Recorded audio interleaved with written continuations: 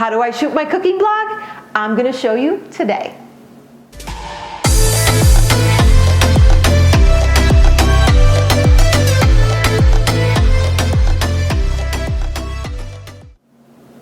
Hey guys, welcome back to Belky's Twist. Today I am going to show you exactly how I shoot my cooking blog.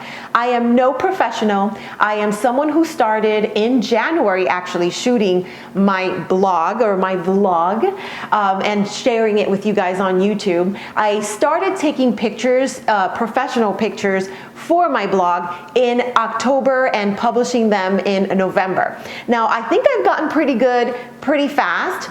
These are some examples.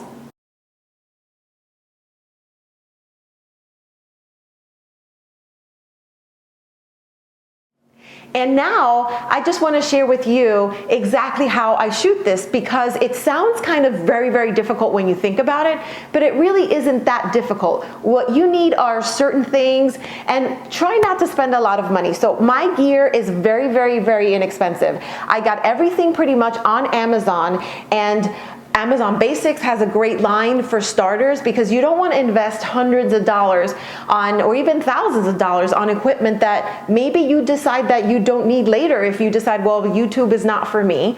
One thing that I have to tell you is stick with it. If you decide to do it, stick with it, give it time, especially if you don't have a lot of help. It's good for you to just take your time, enjoy the process, learn as much as you can, and you're gonna notice as well that the more you're shooting, the more you're going to learn, and you're gonna say, oh, I could do it this way, or I could do it that way. So it can be frustrating as well when you don't get the right shot, or if you're not a professional at taking video, for example, like I am with my Canon.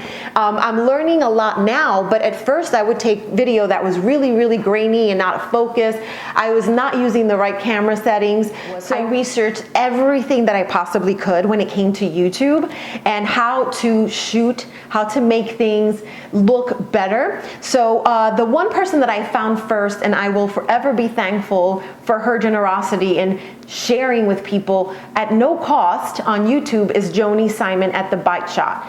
I love her. She has tutorials on everything, on how to shoot your food, how to video. I mean, she is amazing. I'm going to put her link in the description. Now, another person that I love who started out with a bang, like from the very, very beginning, he is just sheer perfection, is Not Another Cooking Show, and that is Steven. His stuff is genius. I love the way he shoots everything. So my advice is look for people like that from the start.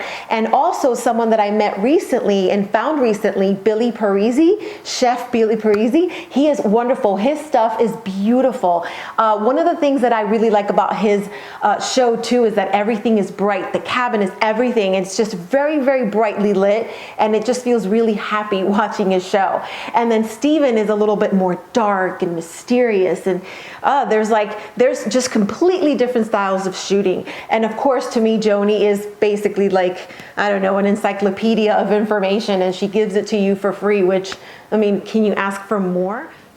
Okay guys, so I'm going to start by showing you how I shoot when I shoot on this stove. Now you've heard me, I have been whining about the stove since I moved here, actually since the place we rented before this rental, because I hate electric stoves. But I'm having to learn how to cook with it, and it's getting a little bit better. I still complain, but it's better. So I'm gonna show you the setup in just 1 minute, so stick with me, okay? I'm gonna take my phone, which is my secondary actually, and I point it down, and I have an iPhone X Max or XS Max, so it actually shoots so well that I barely have to edit anything. Sometimes I have to edit a little bit of the color, but for the most part, I don't have to do much to it. So right now I am just going into where I want on the burner, and I will show you exactly what it looks like when I do B-roll for this. So I'm going down right into the burner, and then I'm doing a close-up. And for the sake of this, I'm actually gonna grab one of my pots. There's the pot, or the pan in this case, skillet. So I'm gonna make sure I focus on that. because I want it close up and I hate to show the stove too much.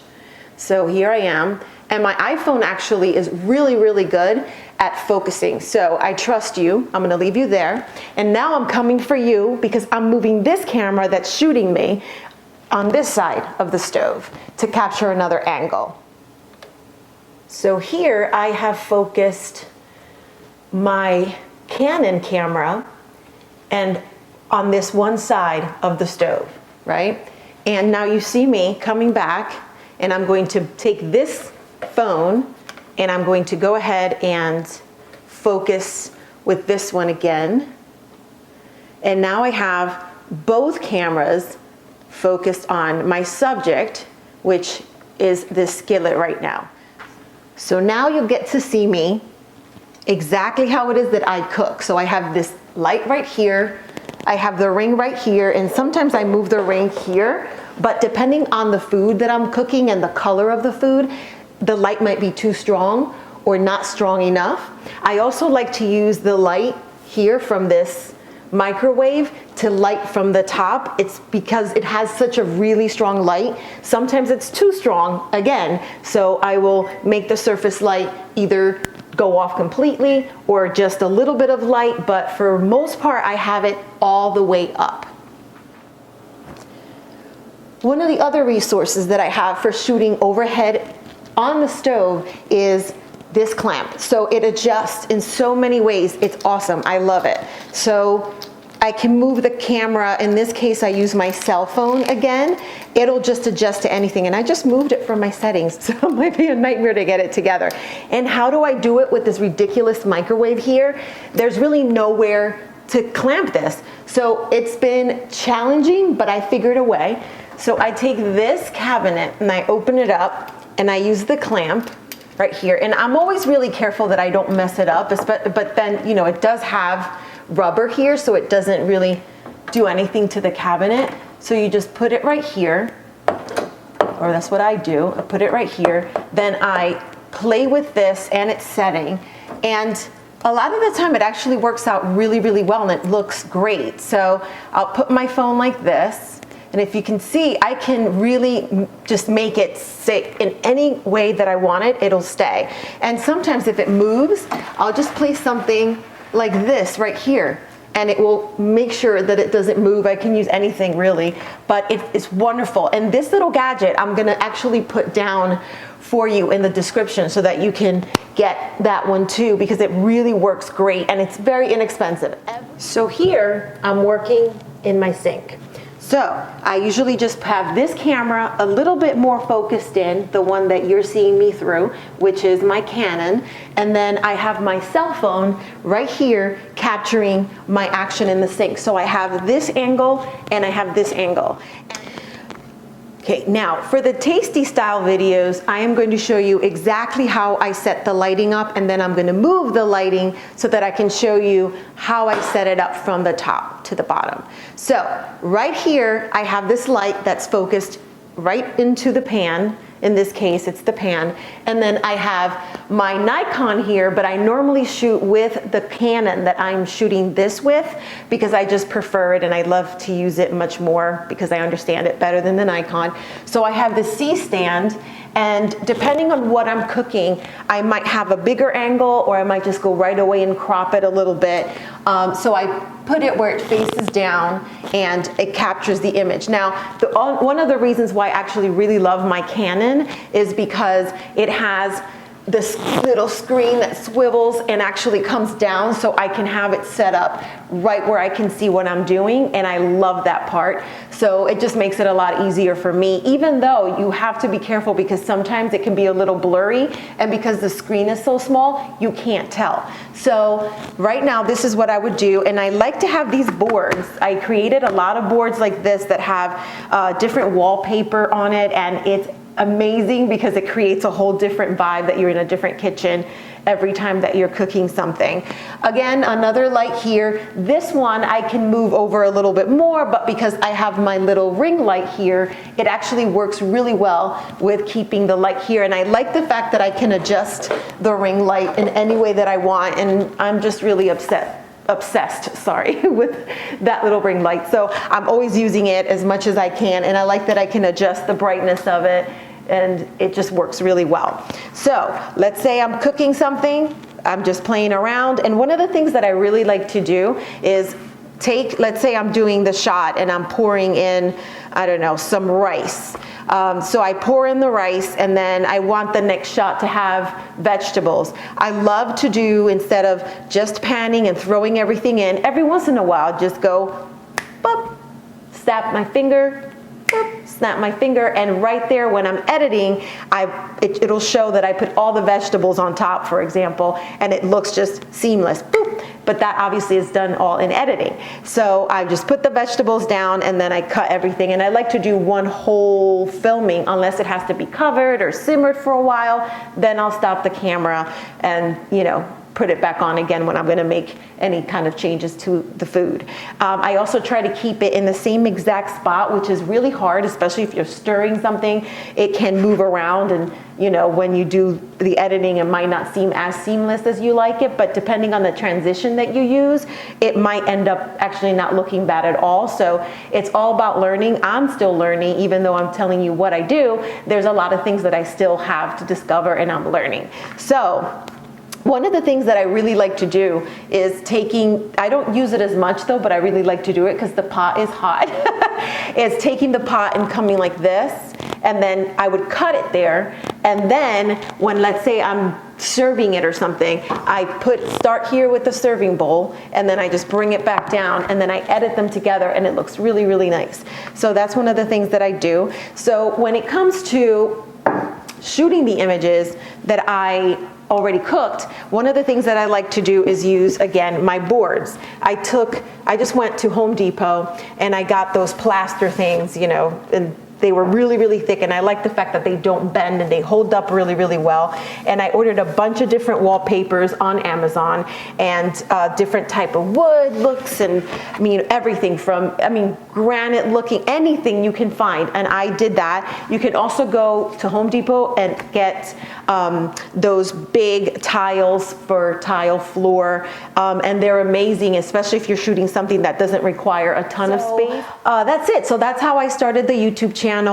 When it comes to the microphone, I started without a microphone, and I found a Rode microphone that I would attach to the camera, and that was not really working for me because I had a 2-level family room, and there's the echo, and in this house is the same exact thing. So I ended up finding this microphone that I'm wearing, and I really, really love it. I'm gonna put that also in the description. Very, very simple and easy to use, and it requires batteries, so it's wonderful. Also, one of the things that I'm gonna put on there is the lighting that I use. Extremely cheap. It's a set of 3 for about $100, I believe. So really, really inexpensive. And I also bought extra bulbs to have on hand. Now, I did shoot a couple of my episodes with just my iPhone XS Max. Now, it has wonderful pictures, so that you can do if you don't have a camera like I do. So right now I shoot with the Canon DSLR, the T7i, Rebel T7i, and I love it. I love how it takes pictures, and for pictures I use the Nifty 50, so it's a 50 milliliter lens, 1.8, and then I use the lens that came with the kit for shooting this show. So it's an 1855, I believe. One thing too that I think it's important to note is that, let's say you don't have 2 cameras or 2 phones, borrow a phone from a friend or from your husband or from whomever, and then shoot your secondary with that. These stands that I bought are, like I told you, very inexpensive, and I got a clip for the iPhone, so when I want to use the iPhone, I can just clip it on there, and that's it. I don't have to worry about it. It's not just for DSLR camera. So I hope that I have taught you a little bit of what I do and how I do things. I'm a little bit nervous. I don't usually just kind of ramble on and on about what I do, so it feels kind of odd. Also because I am not a professional, I am just telling you exactly what it is that I do, so that hopefully that gives you, you know, the feeling that you can also do it, the confidence that you can also do it. So if you do it, and if you think there's something that I missed that I didn't explain, just let me know down in the comments. And if you're not following me, subscribing to me, please do so. There is the subscribe button right here. So go ahead and follow me, and let's grow together. Thank you. I'll see you next week.